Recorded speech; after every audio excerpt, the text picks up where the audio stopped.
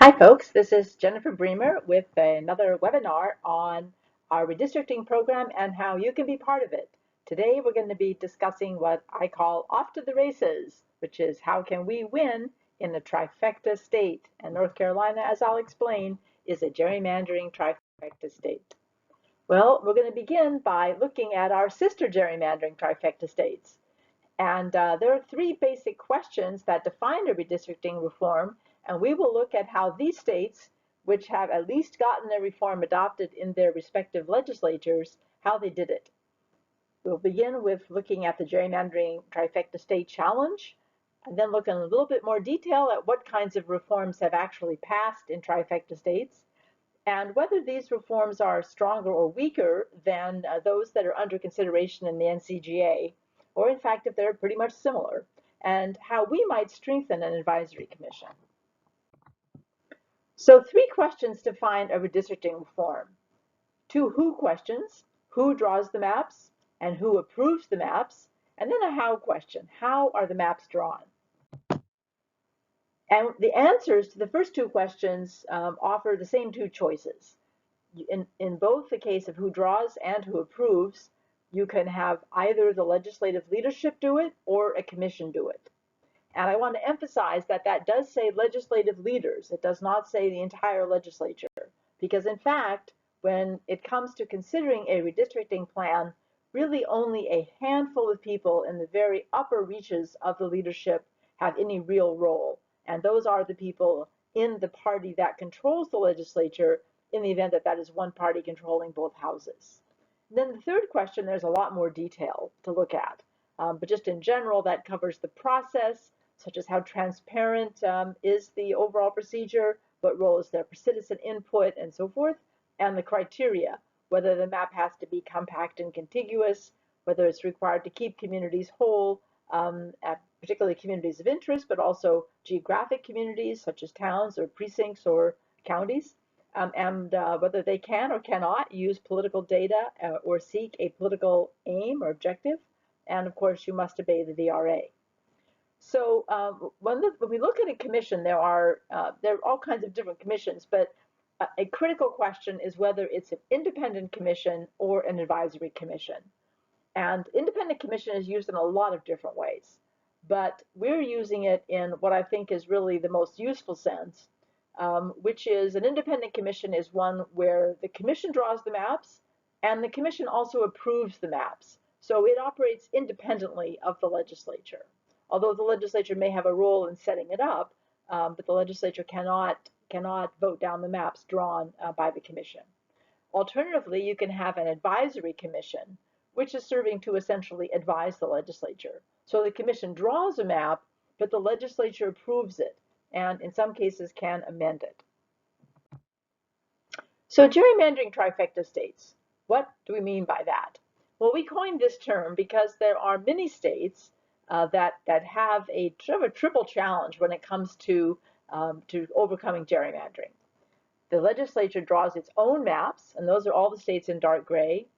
The legislature also draws the congressional maps, and those are the ones that have Cs on them. These are just the Cs I didn't do all of them, but these are the Cs within the ones where the legislature draws its own maps. And the X's mean that there's no citizen-initiated referendum. You cannot pass a petition and get something put on the ballot directly without going through the legislature. So the ones with the white stars are states that achieved reform in 2018. And you'll notice that none of those has an X on it. Those are all states where they have the ability to put something on the ballot by petition without going through the legislature.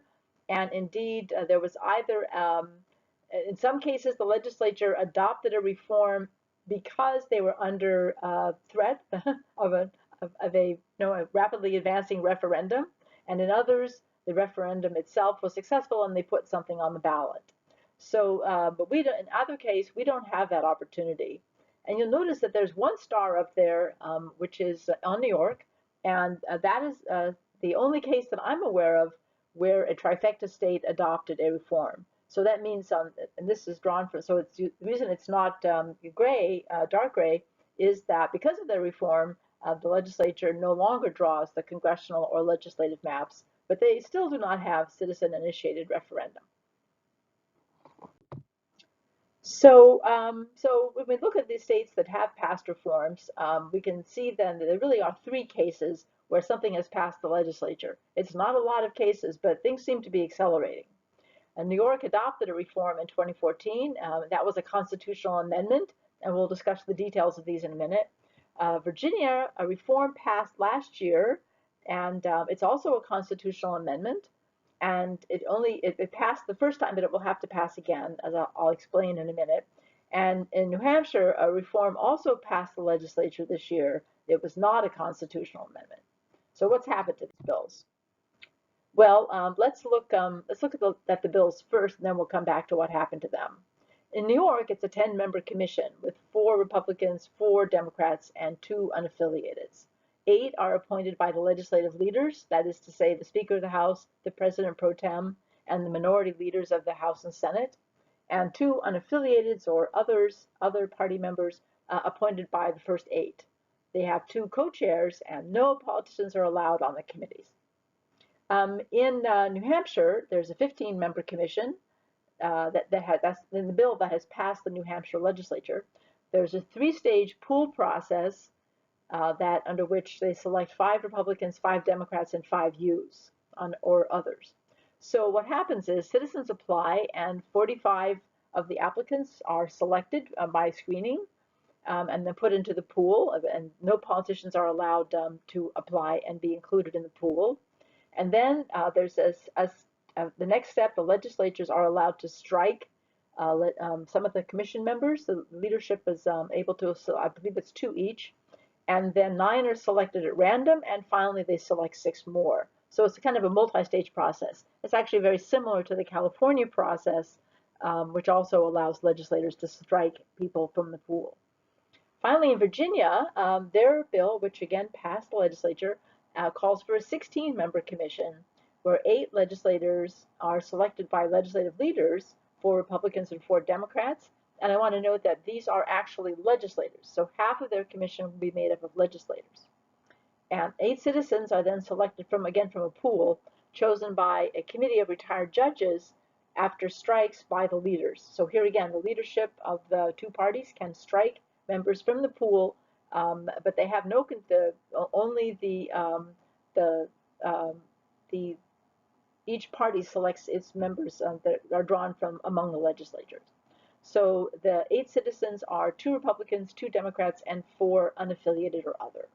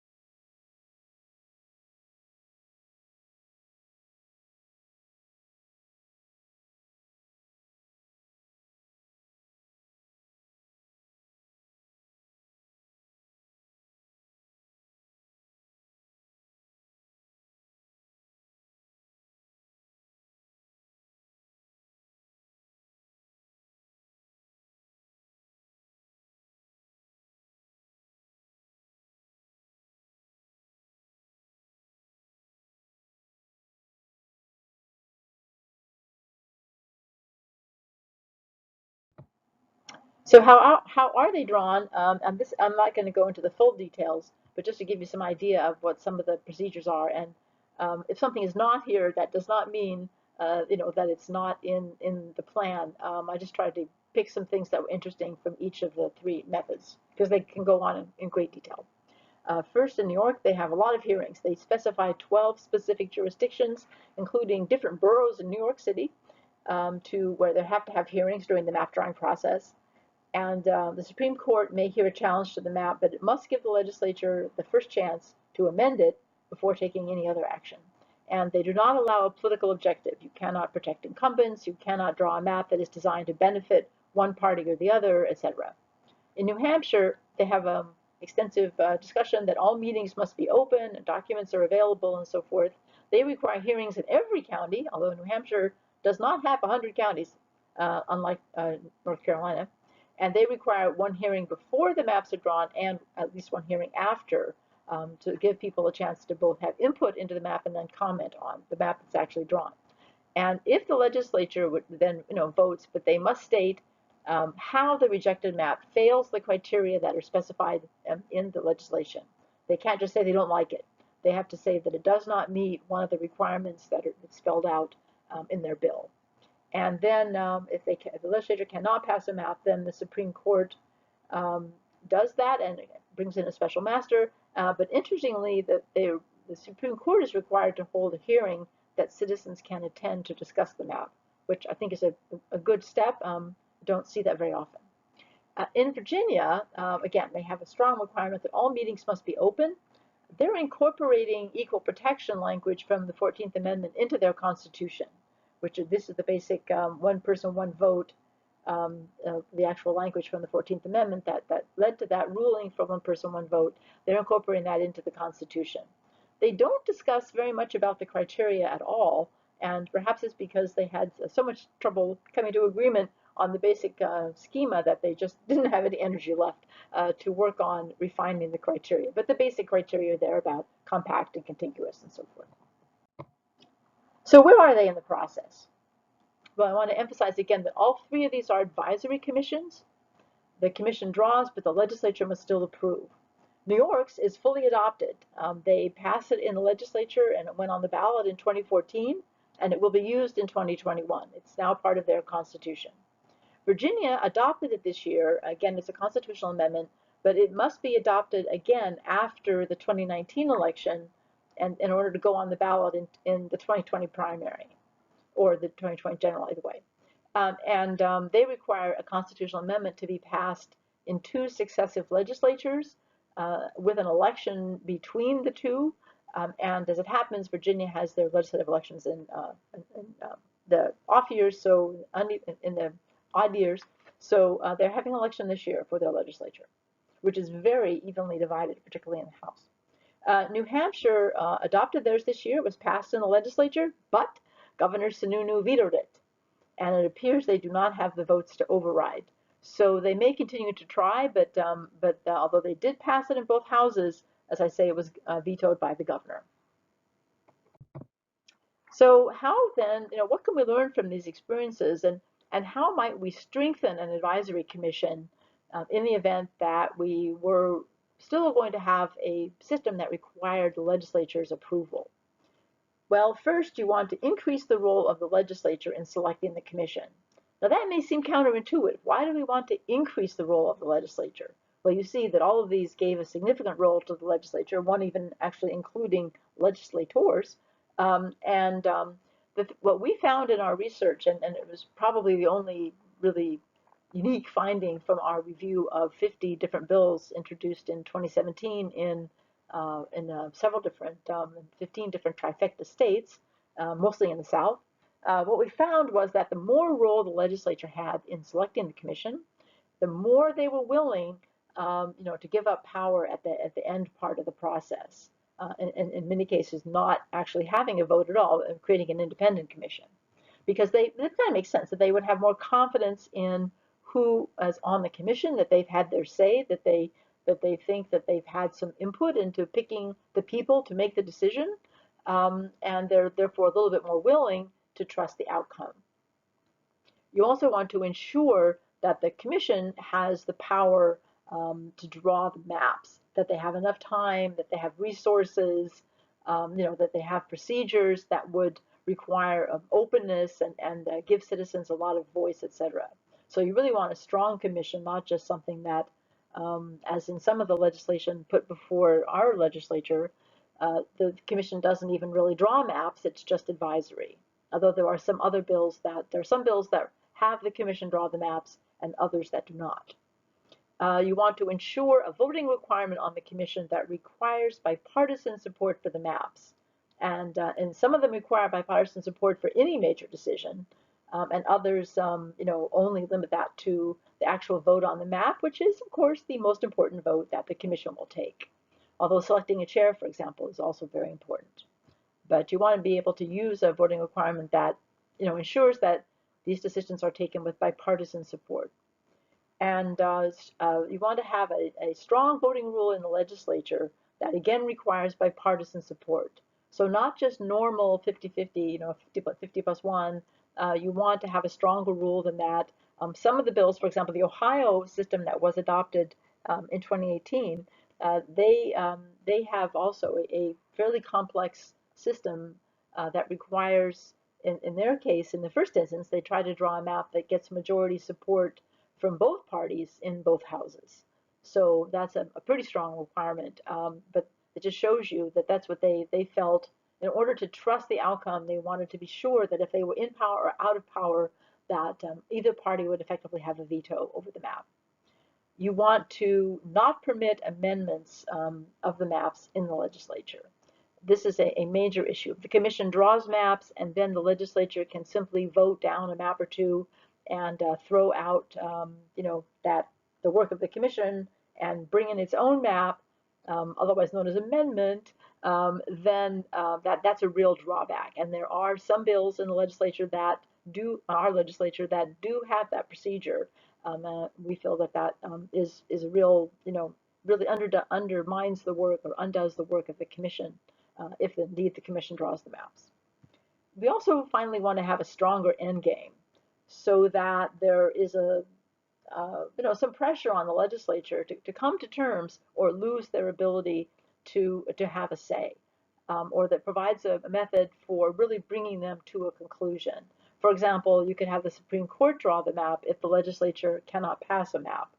If that were found to be politically unacceptable to the legislature, then you could, for example, have the legislature vote among the two highest vote getters, the maps with the two highest votes in previous legislative votes, and not allow amendment. So they can say, okay, try one, vote it down. Okay, try another, vote it down. All right, try another one, still voting it down. Okay, well, let's take the two maps that got the most votes, and you must make you choose between them. So that's a way that you could bring about a conclusion to the process without necessarily having to go to the Supreme Court or accept a map that did not have broad-based support.